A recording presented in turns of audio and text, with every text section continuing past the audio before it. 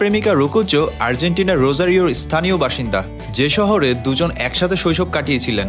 হ্যাঁ, তারা দুজন ছেলেবেলায় খেলার সাথী ছিলেন। 5 বছর বয়স থেকে তাদের জানাশোনা, ভালো লাগার শুরুটা তখন থেকেই।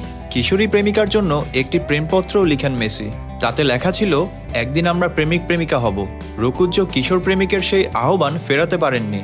শুরু হয় মন দেওয়া নেওয়ার পর্ব। কিন্তু প্রেমিকা ছাড়াও তো মেসির আরেকটি জগৎ আছে, আর তা হলো ফুটবল।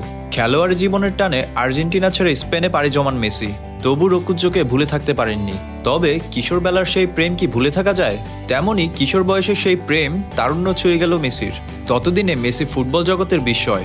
বিশ্বজুড়ে কোটি কোটি ভক্ত এই আর্জেন্টাইন ফুটবল জাদুকরের। ঠিক তখনই তিনি আবারও প্রেমে পড়লেন রোকুজ্জোর।